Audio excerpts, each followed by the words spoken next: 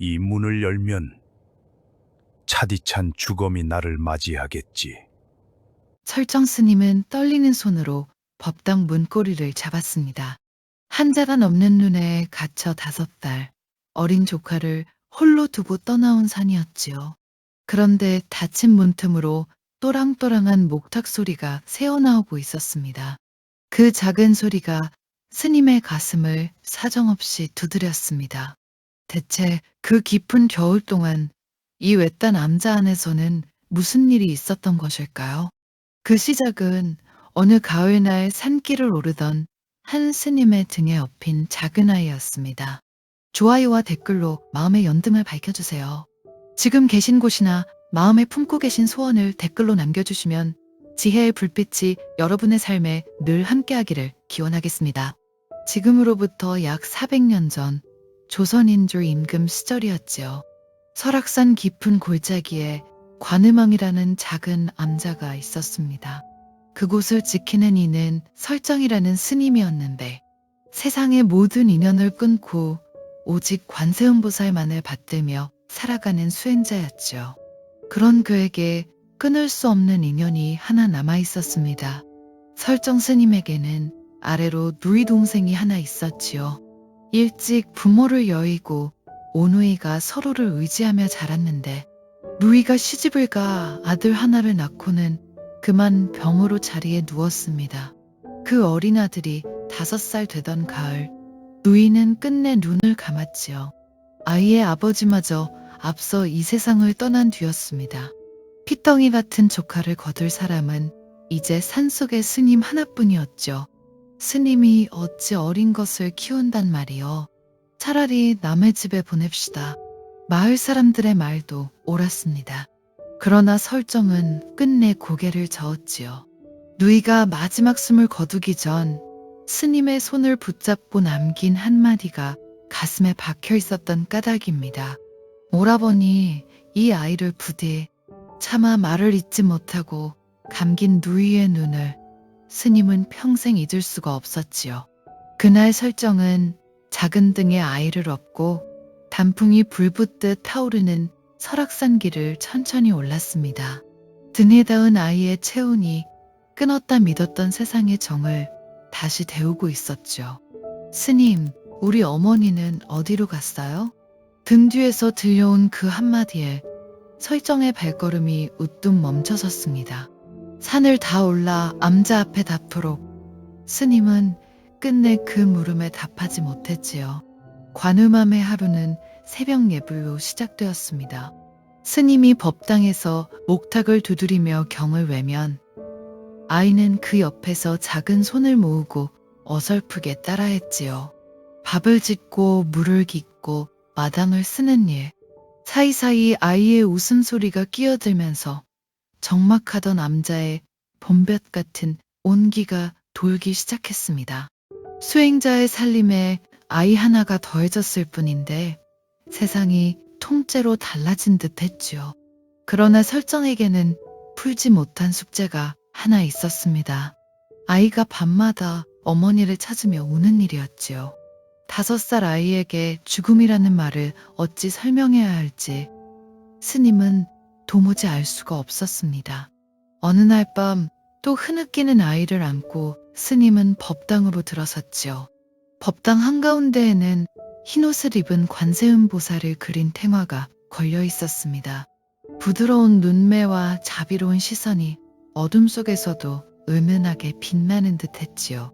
스님은 아이를 그 앞에 앉히고 나직이 일러주었습니다. 얘야, 저기 저 어머니가 보이느냐? 무섭거나 외로울 때는 저 어머니를 보거라. 그리고 관세음보살하고 부르면 저분이 너를 꼭 지켜주신단다. 아이는 눈물 그렁한 눈으로 한참을 탱화를 올려다보았지요. 그러더니 거짓말처럼 울음을 뚝 그치고는 환하게 웃었습니다. 스님 어머니가 방금 저를 보고 웃으셨어요. 설정은 그저 아이의 마음이 안정된 것을 다행으로 여겼죠. 그림이 어찌 웃겠습니까? 어린 것의 그리움이 빚어낸 어여쁜 착각이라 생각하며 스님은 가만히 아이의 머리를 쓰다듬었습니다. 그날부터 아이는 법당의 단골 손님이 되었지요. 스님이 두드리던 목탁을 신기한 듯 만지작거리더니 어느새 작은 손으로 또각또각 소리를 내기 시작했습니다. 처음에는 박자도 없이 제멋대로였지만 아이는 그 소리가 어머니에게 가닿는다고 굳게 믿는 듯 했지요. 이렇게 두드리면 어머니가 더 잘 들으시겠죠? 목탁을 품에 꼭 안고 잠든 아이의 얼굴을 보며 설정은 알 수 없는 불안을 느꼈습니다. 산 아래에서 들려오는 소문 때문이었지요. 올겨울은 유난히 매서울 것이라는 그 흉흉한 이야기 말입니다. 곳간을 들여다본 스님의 얼굴이 점점 어두워졌습니다. 겨울을 나기에는 양식이 턱없이 부족했던 것이지요. 저 어린 것을 데리고 이 텅 빈 곳간으로 어찌 긴 겨울을 난단 말일까요? 서리가 내리고 단풍마저 다진 10월의 끝자락. 설정 스님은 끝내 마음을 정했습니다. 산을 내려가 겨울 양식과 생필품을 탁발해 오기로 한 것이지요. 양양 물치 장터까지는 험한 산길로 사나흘이 걸리는 먼 길이었습니다. 어린아이를 데리고 갈 수도 데려가지 않을 수도 없는 노릇이었지요. 데려가자니 매서운 산길에 아이가 상할 것이 두려웠고 두고 가자니 가슴이 미어졌습니다. 스님은 긴 밤을 뜬 눈으로 지새웠지요. 떠나기 전날 설정은 며칠은 너끈히 먹을 만큼 밥을 지어두었습니다. 식어도 먹을 수 있게 단단히 갈무리하고 물도 가득 길어두었지요. 그러고는 아이의 손을 잡고 다시 법당으로 들어섰습니다. 잘 듣거라. 스님은 잠깐 산 아래에 다녀올 것이다. 너 혼자 며칠을 지내야 한다. 아이의 눈동자가 흔들렸지요. 설정은 테마 속 흰옷의 관세음보살을 가리키며 한자 한자 마음에 새기듯 일렀습니다. 무섭거든 저 어머니를 부르거라. 배가 고프거나 외롭거든 관세음보살, 관세음보살하고 부르면 된다. 그러면 저 어머니가 내려와 너를 보살펴 주실 게다. 그러고는 늘 아이가 품에 안고 다니던 목탁을 손에 쥐어 주었지요. 이 목탁을 두드리며 부르거라. 한 번도 거르지 말고 스님이 돌아올 때까지. 아이는 작은 손으로 목탁을 꼭 그려쥐었습니다. 그 모습이 어찌나 야무지던지 스님은 차마 발이 떨어지지 않았지요. 그날 밤 설정은 잠든 아이의 얼굴을 오래도록 들여다보았습니다. 끊었다 믿었던 정이 칼날처럼 가슴을 점였지요. 이튿날 새벽 동이 트기도 전에 스님은 길을 나섰습니다. 암자마당을 나서다 몇 번이고 뒤를 돌아보았는데 그때마다 문틈으로 아이의 작은 눈이 자신을 쫓고 있었지요. 스님, 빨리 오셔야 해요. 뭐냐? 눈 한 번 자고 나면 돌아올 게다. 거짓말이 되리라고는 그때의 설정은 꿈에도 알지 못했습니다. 짙은 안개가 사너리를 휘감은 그 길을 스님은 무거운 걸음으로 내려가기 시작했지요. 등 뒤에서 또각또각 아이가 두드리는 작은 목탁 소리가 멀어질 때까지 따라왔습니다. 사나흘을 꼬박 걸어 설정 스님은 물치장터에 닿았습니다. 다행히 시주가 후하여 쌀과 미역과 소금이며 겨울을 날 살림이 제법 모였지요. 보찜이 묵직해질수록 스님의 마음 한구석은 도리어 가벼워졌습니다. 한시 바삐 돌아가 혼자 떨고 있을 아이를 안아줄 생각뿐이었지요. 장터를 떠나던 날 아침 스님은 작은 엿 한 봉지를 따로 챙겼습니다. 아이가 좋아할 것을 떠올리니 절로 입가가 풀리더군요. 산을 오르거든 이 엿을 손에 쥐어주며 그동안 얼마나 의젓하게 잘 견뎠는지 물어보리라. 스님은 그런 작은 약속들을 가슴에 품고 길을 재촉했지요. 그러나 하늘은 사람의 마음을 헤아려주지 않았습니다. 돌아오는 길 날이 저물어 스님은 쉬는 사이 하룻밤 몸을 의탁했지요. 그런데 어쩐 일인지 그날따라 마음이 자꾸만 산 위쪽으로 달려갔습니다. 까닭 모를 불안이 가슴 밑바닥을 슬며시 긁고 지나갔지요. 그날 밤 절집의 노스님이 하늘을 한참 올려다보더니 근심 어린 목소리로 말했습니다. 스님, 오늘 밤은 떠나지 마시오. 저 구름빛이 예사롭지 않소이다. 큰 눈이 오겠소. 설정의 가슴이 철렁 내려앉았죠. 그러나 이미 깊은 밤, 칠흑 같은 산길을 어찌 나설 수 있겠습니까? 스님은 하룻밤만 더 묵고 새벽같이 떠나기로 했습니다. 그 하룻밤이 5달이 될 줄은 까맣게 모른 채로 말이지요. 밤이 깊어지자 정말로 눈이 내리기 시작했습니다. 처음에는 솜털처럼 가볍게 흩날리더니 이내 하늘이 통째로 무너지듯 퍼붓기 시작했지요. 설정은 한숨도 자지 못하고 법당 앞에 서서 그 눈을 바라보았습니다. 날이 밝았을 때 세상은 온통 하얀 무덤처럼 변해 있었지요. 쌓인 눈이 어른의 키를 훌쩍 넘겼습니다. 마당을 가로지르는 일조차 목숨을 거는 일이 되었지요. 스님은 미친 사람처럼 산을 올려다보았습니다. 전원 너머 어딘가 작은 남자의 5살 아이가 홀로 갇혀 있었으니까요. 가야 합니다. 저 위에 아이가 있습니다. 길을 열어주십시오. 설정이 보찜을 메고 나서려 하자 노스님이 그의 팔을 붙들었지요. 스님, 지금 저 산에 오르는 것은 죽으러 가는 길이요. 그러나 설정의 귀에는 아무 말도 들리지 않았습니다. 눈보라가 채찍처럼 얼굴을 후려치는 그 길 위로 스님은 한 발 한 발 내디디기 시작했지요.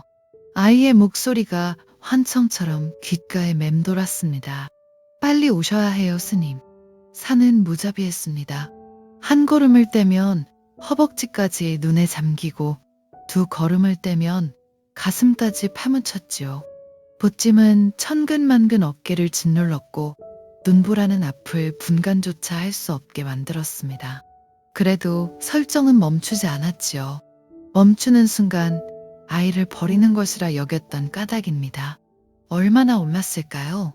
발밑이 무너지듯 꺼지면서 스님의 몸이 눈더미 속으로 깊이 빠져들었습니다.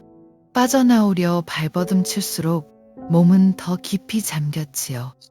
손끝에 감각이 사라지고 정신마저 아득해졌습니다. 천지가 새하얗게 비어가는 그 순간 설정의 머릿속에는 오직 한 얼굴만이 떠올랐지요. 목탁을 꼭 쥐고 문틈으로 자신을 쫓던 아이의 눈이었습니다.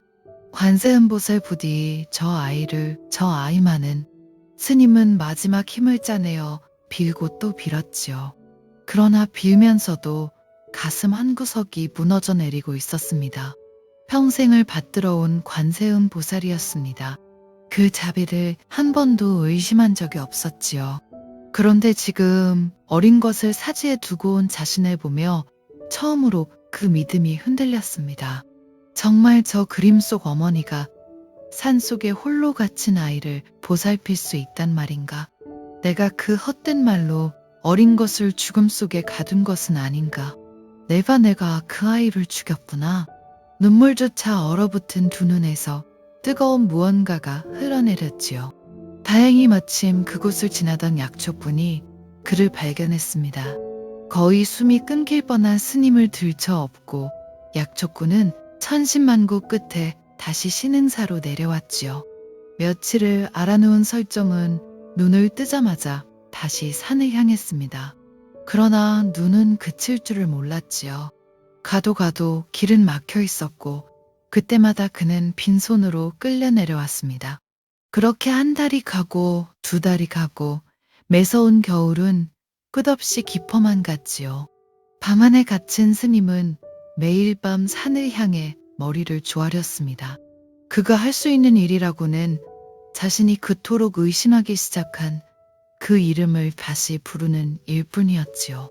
저 산 위의 작은 암자에서는 과연 무슨 일이 벌어지고 있었을까요? 같은 시각 산 위의 관음암. 스님이 떠난 지 며칠 아이는 약속을 지켰습니다.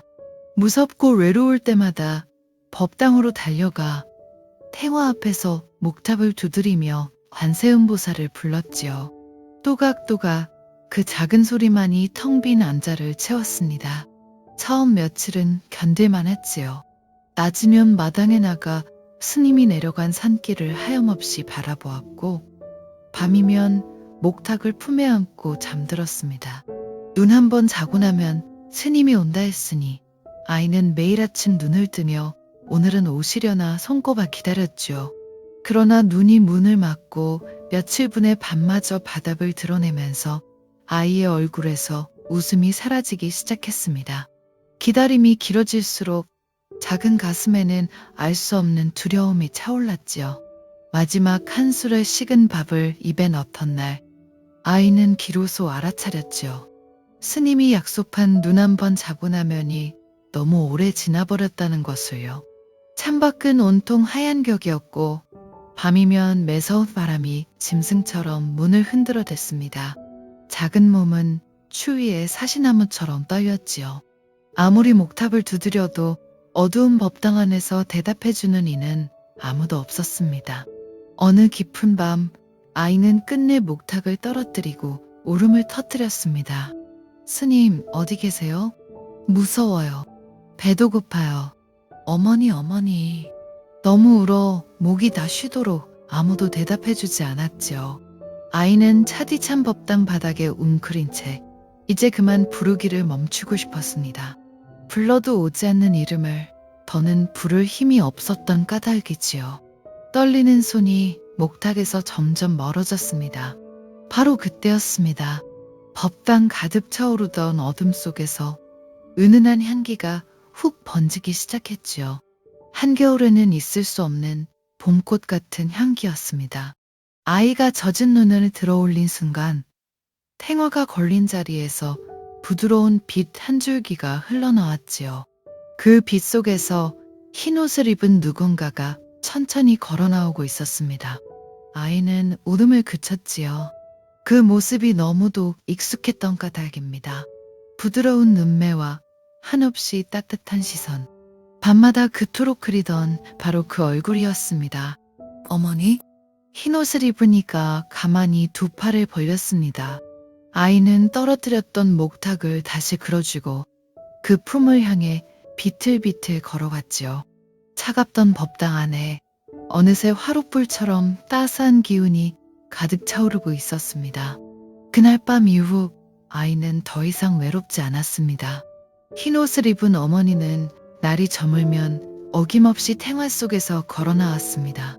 따뜻한 젖을 물려주고 김이 모락모락 나는 밥을 지어 먹였으며 추운 밤이면 품에 꼭 안아 재워주었지요. 낮이면 어머니는 아이와 함께 놀아주었습니다. 눈 쌓인 마당에 나란히 발자국을 찍고 처마 끝에 매달린 고드름을 가리키며 무언가를 일러주었지요. 아이가 목탁을 두드리면 어머니는 그 옆에서 가만히 미소를 머금고 바라보았습니다.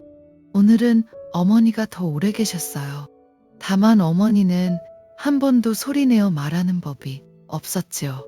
그저 고요한 눈빛으로 말없이 아이를 바라볼 뿐이었습니다.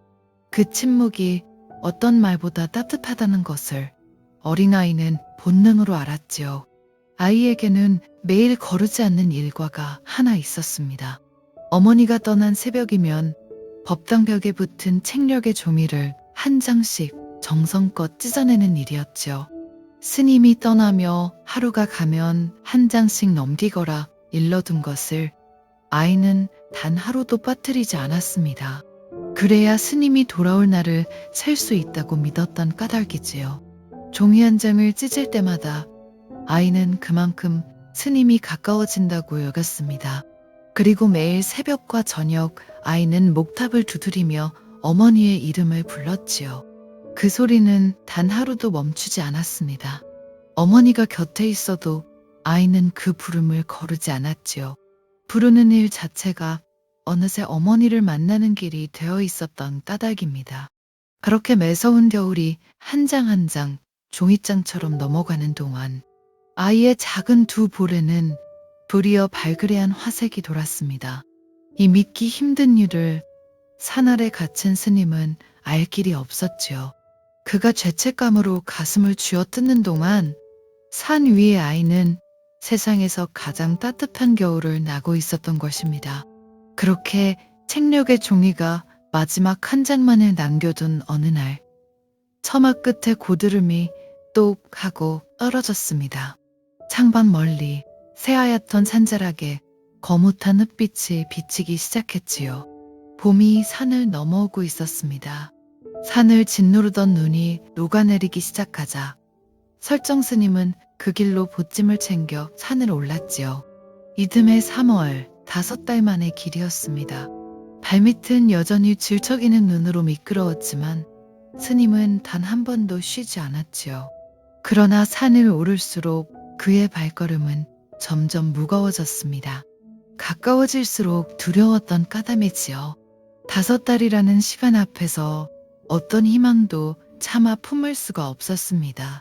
암자가 보이기 시작하자 스님은 그 자리에 우뚝 멈춰섰지요. 가슴이 방망이질치고 두 다리가 후들거렸습니다. 저 문을 열면 무엇이 자신을 기다리고 있을까?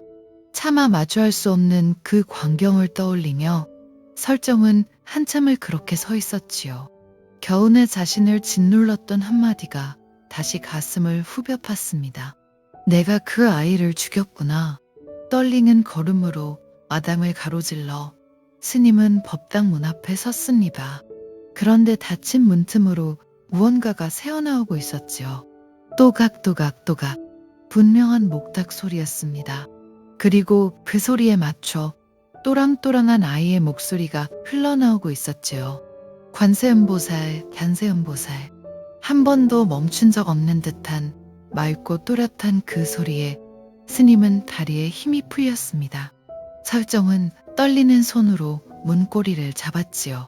그리고 문을 활짝 열어젖혔습니다. 법당 안에는 따스한 기운과 봄꽃 같은 향기가 가득했지요.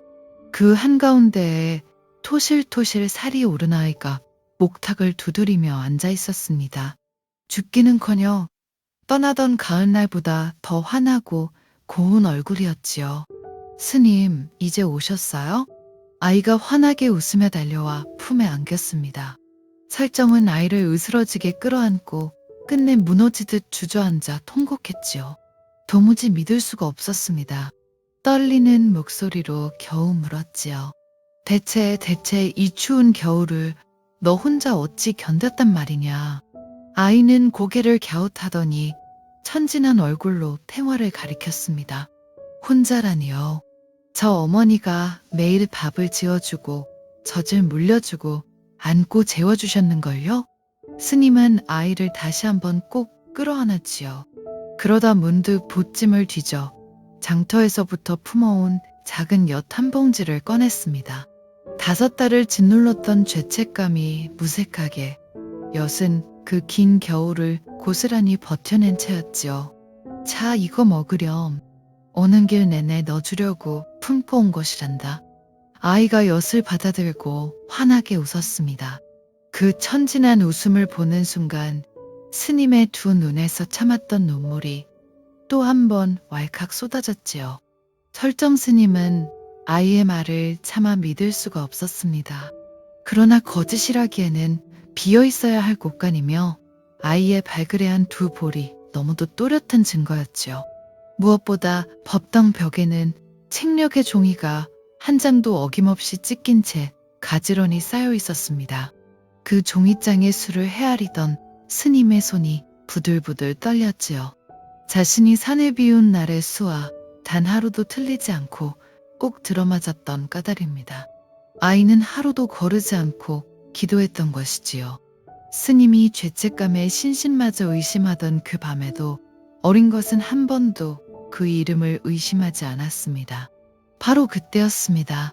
법당 가득 눈부신 빛이 차오르더니 향기가 산 전체를 감싸 안았지요. 설정과 아이가 마당으로 나서자 설악산 관음봉 위에서 흰옷을 입은 젊은 부인이 천천히 내려오고 있었습니다.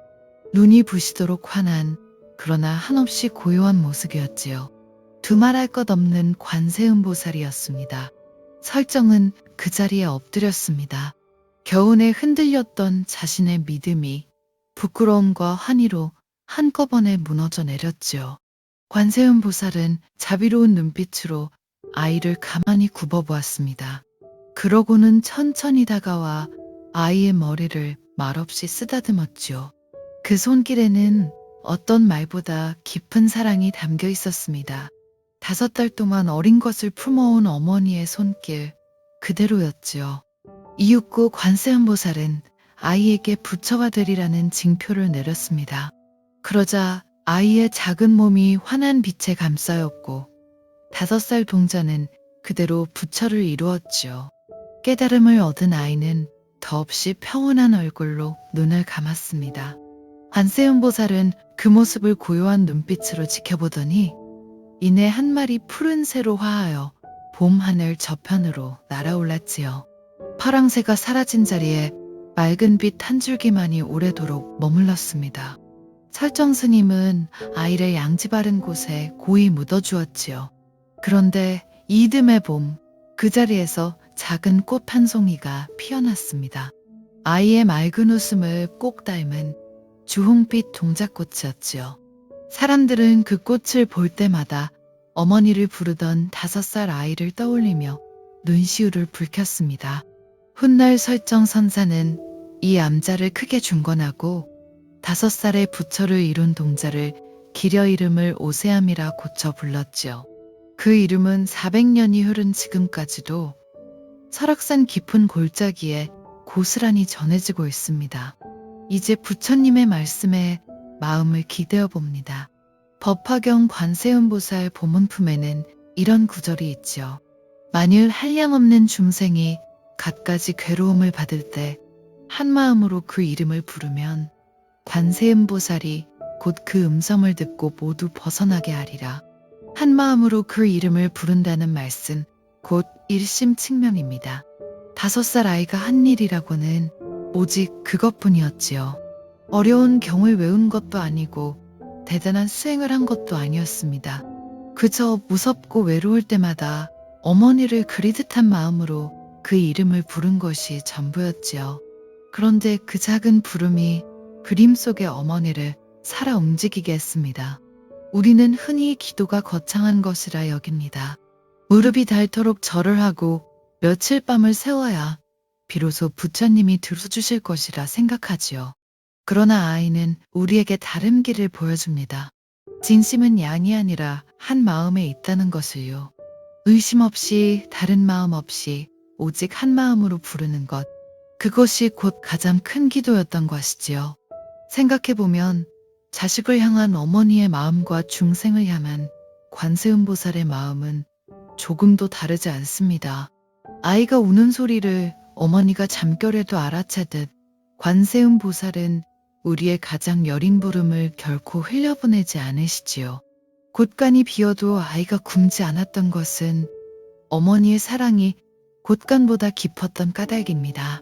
혹시 지금 누군가 곁에 아무도 없다고 느끼는 밤을 보내고 계신가요? 자식들은 멀리 떠나고 정겹던 이들은 하나둘 곁을 떠나 텅 빈 방 안에 홀로 앉아 계신 분도 있을 것입니다. 그 외로움이 한겨울 눈에 갇힌 작은 암자 같다고 느껴질 때가 있지요. 그러나 기억하시기를 바랍니다. 그 5살 아이도 혼자가 아니었습니다.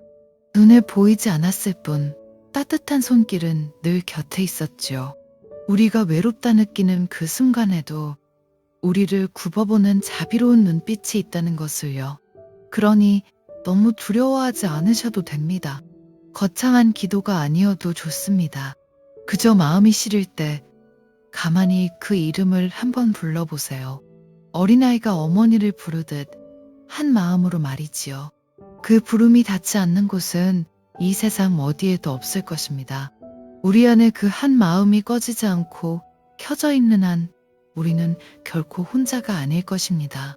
만약 그날 그 아이가 외로움에 지쳐 끝내 그 이름을 부르기를 멈추었다면 어떻게 되었을까요? 오늘 밤 당신의 마음속 작은 목탁은 어떤 이름을 부르고 있는지요?